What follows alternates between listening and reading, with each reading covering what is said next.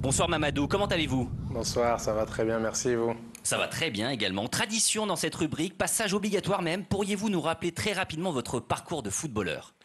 Bah écoutez, j'ai débuté au Paris FC à l'âge de 8 ans, ensuite le Paris Saint-Germain de 12 à 23 ans et ensuite j'ai signé à Liverpool jusqu'à mes 27 ans. Après j'ai continué mon parcours à Crystal Palace, Montpellier. Aujourd'hui je suis actuellement à Torpedo Kutaisi en Géorgie. On va aborder des moments précis de votre vie. En premier lieu, on retourne au berceau, à vos origines. Votre nom Sakho, qu'est-ce qu'il évoque pour vous? Le nom Sakho, moi, il évoque tout de suite mon père. Mon père, ça m'évoque Tambacounda, la région, une région du Sénégal. Voilà, les sources, quoi, la source. Est-ce que c'est parce que vous entendez le nom de votre papa que vous êtes submergé lors de vos adieux au Parc des Princes? Exactement, exactement pour ça. Comme je dis, je verse très difficilement les larmes, mais quand vous faites le parcours, le humble parcours que j'ai pu faire et que vous n'avez pas pu le partager avec un de vos êtres chers, qui est votre père, évidemment, par moments, ça vous prend un petit peu. Les épreuves de votre enfance ont eu quel impact sur votre personnalité, Mamadou? Je vais dire que j'étais responsable très tôt. La vie m'a forcé à à endosser des responsabilités très jeune. Donc, voilà, ça m'a rendu homme. Diriez-vous que votre carrière, vous l'avez avant tout écrite pour vos proches plutôt que pour vous-même? Je continue toujours avec la même mentalité. C'est vrai que j'ai toujours voulu réussir pour les miens, pour tous les gens qui m'entouraient. Et puis voilà, je suis quelqu'un de très déterminé. Et quand j'ai un objectif, je mets tout en œuvre, du moins pour essayer de l'atteindre. Et est-ce que vous vous êtes senti obligé de faire carrière pour eux? Vous savez, quand vous êtes jeune et que vous vivez dans des situations très précaires, vous n'avez pas d'option B pour réussir. Donc la détermination et le travail acharné, vous n'avez que ça. Donc soit vous êtes un faible, vous baissez les bras et vous sombrez, ou soit vous êtes prêt à affronter cette vie et vous retroussez les manches et vous allez à la guerre. Dans votre carrière, il y a eu plusieurs passages clés, notamment un doublé face à l'Ukraine pour qualifier la France à la Coupe du Monde 2014. Avez-vous la sensation d'avoir, grâce à cette performance mémorable, été un point de départ à cette équipe? Je pense que j'ai eu la chance de participer à une belle page de l'histoire. On avait une génération exceptionnelle, avec une très très bonne ambiance. Et c'est vrai que pouvoir écrire ce jour pour ce maillot était un moment très très fort.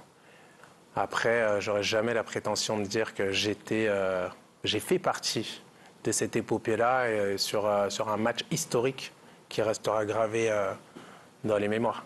Et sans vous, peut-être que Didier Deschamps ne serait déjà plus le sélectionneur des Bleus depuis bien longtemps. Quelle fut votre relation avec lui? Qu'est-ce qu'il vous a appris? Bah, écoutez, tous les coachs que j'ai eus m'ont énormément appris, que ce soit dans le positif ou dans le négatif aussi. J'apprends de tout le monde et c'est vrai que avec le coach Deschamps, on a eu des rapports très, très cool. C'est quelqu'un qui a beaucoup d'expérience, qui a une manière de manager qui est propre à lui. Et voilà, on voit bien que ça fonctionne avec la cohésion de groupe qu'il arrive à créer dans une équipe. Bah, je trouve que c'est une qualité exceptionnelle qu'il a. L'Euro 2016 en France, vous n'avez pas pu le disputer car vous êtes écarté par le club de Liverpool après un contrôle antidopage. Par la suite, vous avez été blanchi. Est-ce que c'est le plus grand regret de votre carrière, ne pas participer à cet Euro en France? Non, j'ai pas de regrets dans ma carrière. J'estime que notre chemin, il est déjà tout tracé. Donc tout ce qui doit me toucher, je pense que c'est déjà écrit. Donc je crois au destin.